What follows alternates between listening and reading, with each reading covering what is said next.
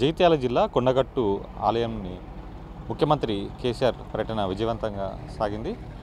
జగిత్యాల జిల్లా మలయాళ మండలంలోని కొండగట్టు ఆంజనేయ స్వామిని ఈరోజు ఉదయం 11 గంటల ప్రాంతంలో ముఖ్యమంత్రి కేసీఆర్ దర్శించుకోవడం జరిగింది. సుమారు అరగంట పాటు కొండగట్టు ఆంజనేయ స్వామి దర్శించిన అనంతరం అధికారులతో 2 గంటల పాటు కూడా ముఖ్యమంత్రి కేసీఆర్ సమీక్ష సమావేశాన్ని నిర్వహించారు. మొత్తంగా ఆలయ అభివృద్ధికి సంబంధించి ఆయన అధికారులు అదేవిధంగా ఆలయ అభివృద్ధికి సంబంధించినటువంటి విషయాలపైన సుదీర్ఘంగా చర్చించినట్టు తెలుస్తుంది.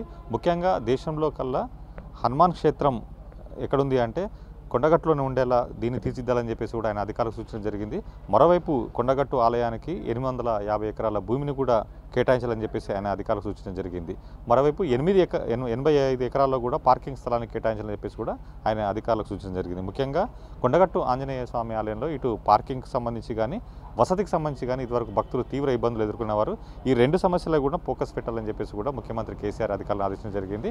ఇక నిధులకు సంబంధించి కూడా ఎలాంటి ఇబ్బంది పడకూడదు, అవసరమైతే 100 కోట్లు కాకుండా ఇంకెక్కువ నిధులు ఇచ్చేందుకు కూడా సీఎం సుముఖత వ్యక్తం చేసినట్లుగా మనకు తెలుస్తుంది. దాదాపు 500 కోట్లు ఖర్చైనా పర్లేదు కానీ కొండగట్టు ఆలయాన్ని కూడా అభివృద్ధి చేస్తామని చెప్పేసి ఆయన అధికారులకు సూచించినట్లుగా తెలుస్తుంది.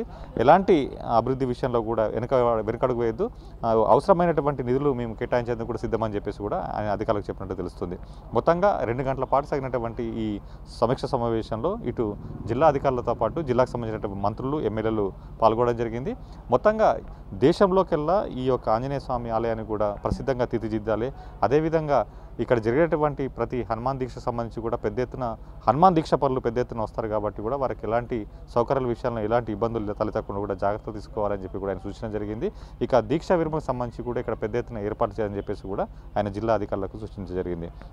ఇక ఆలయ అభివృద్ధికి సంబంధించి కూడా ఏదైతే యాదాద్రి తరహాలో కూడా ఇక్కడ అభివృద్ధికి సంబంధించి కానీ లేకపోతే వసతి విషయం సంబంధించి కానీ ఎలాంటి వెనకడుగు వేయకుండా అవసరమైతే ఎన్ని నిధులను ఇచ్చేందుకు కూడా తాను సుముఖంగా ఉన్నట్లు కూడా అధికారులు చెప్పడంతో కూడా దీనికి అవసరమైతే మాస్టర్ ప్లాన్ రూపొందించి కూడా ఆలయాన్ని అభివృద్ధి చేసేట్లు కూడా చూడాలని చెప్పేసి కూడా అధికారులు సూచించడం జరిగింది.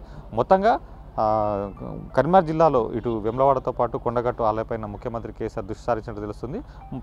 ప్రథమంగా ఇటు కొండగట్టు ఆంజనేయ స్వామికి ఇదివరకే 100 కోట్లు కేటాయించినటువంటి నేపథ్యంలో ఈరోజు సీఎం సమీక్ష సమావేశంలో ఇచ్చినటువంటి సూచనలు కావచ్చు, సలహాలు కావచ్చు, మొత్తంగా మరొక 500 కోట్లు కూడా కొండగట్టు ఆంజనేయ స్వామికి కూడా కేటాయించే అవకాశం మనకు స్పష్టమవుతుంది. కెమెరామెన్ కిషోర్తో రామకృష్ణ, ఐడ్రీ మీడియా, కొండగట్టు నుంచి.